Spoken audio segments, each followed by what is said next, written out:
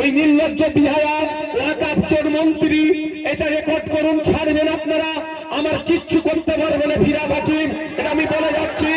ও ফিরহাদ হাকিম তো দূরের কথা, ও নেত্রী মমতা ব্যানার্জি মিথ্যা মামলা দিয়ে আমাকে জেলে রাখতে পারে, এর থেকে বেশি কিছু আমার গায়ের একটা পশমও হিলাতে পারবে না।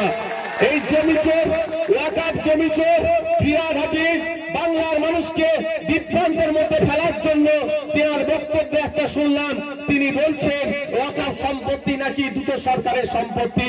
ও নির্লজ্জ প্রিন্সিপাল অ্যাক্ট অফ 1995 ওয়াকাফের আইনকে পড়েনি, 1954 সালের ওয়াকাফের আইনকে এই নির্লজ্জতা পড়েনি। পড়ার সময় কি করে পারে?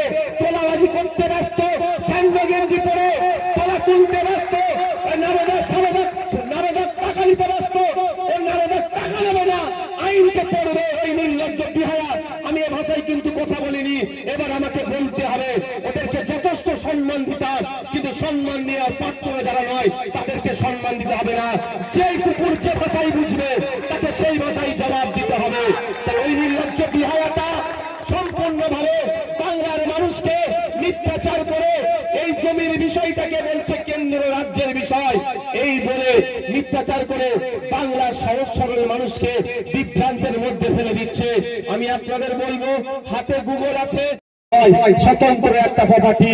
দেবত্ব সম্পত্তি কোন রাজ্য সরকারের নয়, গির্জার সম্পত্তি কোন রাজ্য সরকারের হতে পারে না, গুরুদুয়ারের সম্পত্তি কোন রাজ্য সরকারের হতে পারে না, আপনার জায়গানের সম্পত্তি কোন রাজ্য সরকারের হতে পারে না, গ্রান্থানের সম্পত্তি কোন রাজ্য সরকারের হতে পারে না। এই সম্পত্তি ব্যক্তি মালিকানা সম্পত্তি, রাজ্য সরকারের সেই সম্পত্তিটাই হবে যেটা 1 নম্বরে খতিয়ানে আছে। আর সরাসরি যেটা রাজ্য সরকারের হয়ে আসছে, এটা ছাড়া রাজ্য বা কেন্দ্র সরকারের হতে পারে না। আমি একটু টকে টকে আছি, সেটা ভুলে ওই খবরটা খুঁজছি। একটা মার্বেলের গোডাউন ওয়াকাফ উনার নামে অভিযোগ আছে, উনি দখল করে রেখেছেন। আপনারা প্রস্তুত নেন, ওটা ওয়াকাফ সম্পত্তি, আর উনি দখল করেননি বলছে।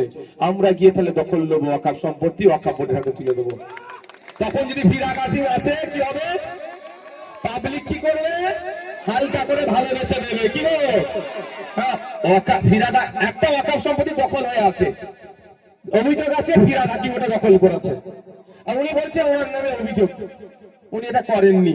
তাহলে দখল কিন্তু সম্পত্তি দখল মুক্ত করতে হবে তো নাকি? হ্যাঁ, পাবলিক যাবে দখল মুক্ত করতে ওয়াকাফ বোর্ডের হাতে তুলে দেওয়ার জন্য।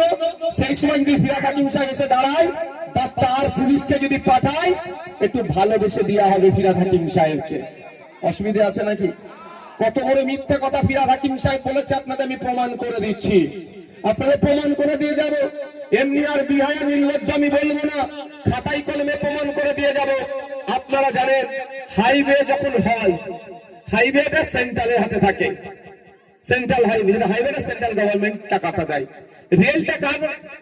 সেন্ট্রালের আন্ডারে, ওটা স্টেটের ফাংশন না। তো রেলের যদি নতুন রেলপথ করতে চাই, রেল কি কেন্দ্র সরকার সরাসরি পারে? কি বলে? প্রথমে রাজ্য সরকারকে বলে আমি এখান থেকে রেলপথ করব, আমাকে জমিটা দাও, আমি রেলপথ করব। ইটস মিন যে স্টেট রেজিস্ট্রে রান করছে জমিটা কেন্দ্রের সরকার হলে আপনার কাছ থেকে নিতে পারবে না, এটা রাজ্যের এখতিয়ার। রাজ্য সরকার তখন নোটিফিকেশন করে, কেন্দ্রে যা ক্ষতিপূরণ দেবে সেটা থ্রু রাজ্য সরকার দেয় আপনার হাতে। আপনি তখন দলিলটা করেন, মধ্যখানে রাজ্য সরকার থাকে, তারপরে কেন্দ্র জমিটা পায়। ওই জন্য জমি জটের জন্য পশ্চিমবাংলায় কয়েক হাজার মাইল এখনো রেলপথ আটকে আছে, শুধুমাত্র রাজ্য নোংরামি করার জন্য। রাজ্য নোংরামি করে জমিটা তুলে দিতে পারছে না বলে কেন্দ্র সরকার এখন রেল করতে পারছে না। এটা এই কেন্দ্র সরকারের দীর্ঘদিন ধরে এই সমস্যাটা চলে আসছে।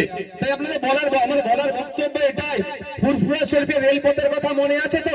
সে রেলপথের দেবে বলেছিল, আবার কেউ তো বলেছিল নাকি রেল নাকি চালু হয়ে গেছে, কিন্তু এখনো হয়নি। বেশ কিছু জমি অধিগ্রহণ হয়নি, কেন্দ্র সরকার চাইলে পারবে না।